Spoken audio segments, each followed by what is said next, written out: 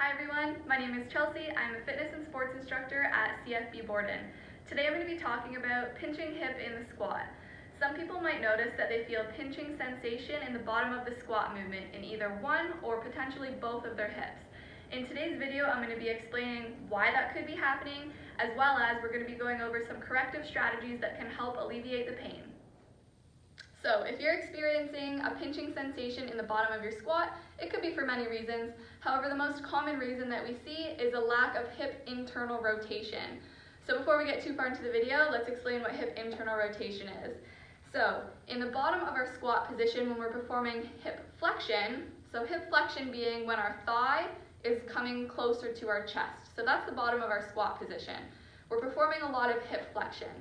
The more hip flexion we perform, the more demanding it becomes on hip internal rotation, especially when our legs are in line or about hip width apart. So internal rotation being my leg coming in closer to my midline. External rotation is my leg coming further away from my midline. Okay? So the thing that we see people lacking the most would be that internal rotation, and that is why you're feeling that pinching sensation in the bottom of your squat. So in today's video, I'm going to take you through a few corrective strategies and ways that you can eliminate the pain, and I'm also going to take you through some drills that you can do to help improve that hip internal rotation.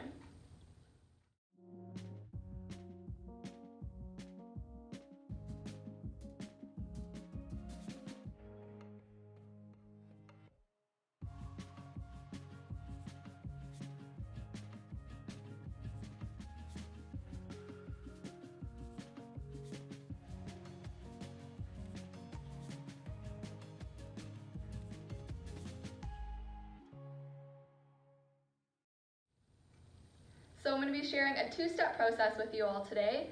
The first step is to temporarily avoid the position. This does not mean to stop squatting. This just simply means avoid going to the full range of motion in your squat. So if you're going to 90 degrees and you feel that pinching sensation, maybe don't go to that full range of motion, just go slightly above 90 degrees so that you're avoiding that pinching feeling. By temporarily avoiding the full range of motion in your squat, it's just going to allow the hips some time to recover. There might be a little bit of inflammation within the hip joint just from going to that full range.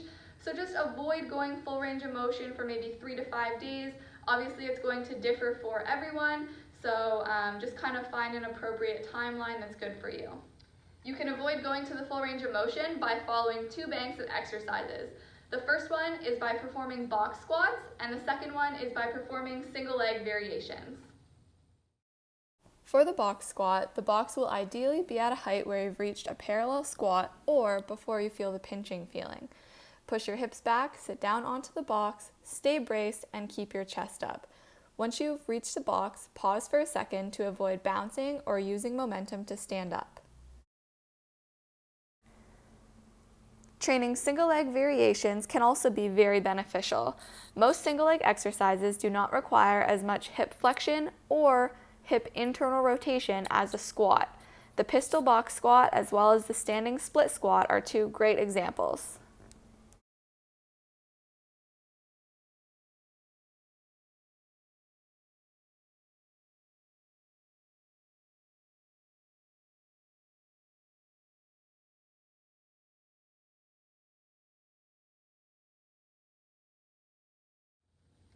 The second step in our process is to perform hip internal rotation drills.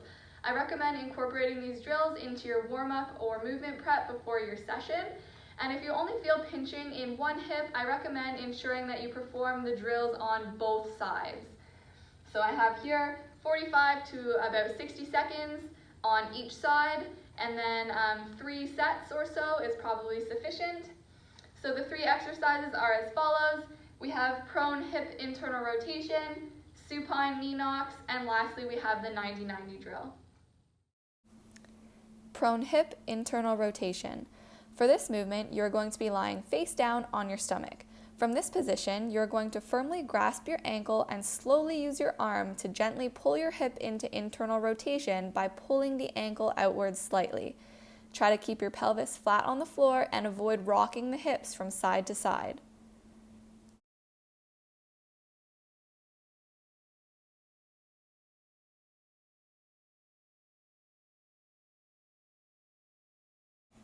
Supine knee knocks. For this exercise, you'll be lying on your back, face up. Feet will be about shoulder width apart or slightly wider. You will go through the motion of opening and closing the legs. Because your knees will be making contact, this will limit the amount of internal rotation. From here, you can progress to the supine leg cross drill. You will cross one leg over the other, just above the knee. Then, you will drop the knee to the floor while placing slight pressure on the bottom leg.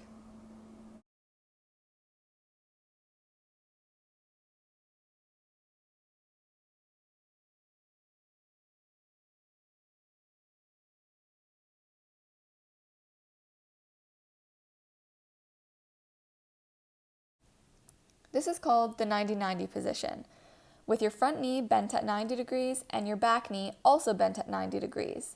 Try to keep the torso as upright as possible. It's normal to feel like your torso and trunk has to slightly lean forward in front of the front leg. Focus on pressing the knee, hip, and foot into the ground. As seen in the video, we will be focusing on internal rotation of the left hip. Drive and slightly turn the left hip so that it is being pressed into the ground. Rock in and out of this stretch while breathing for about 45 seconds and then switch to the other side.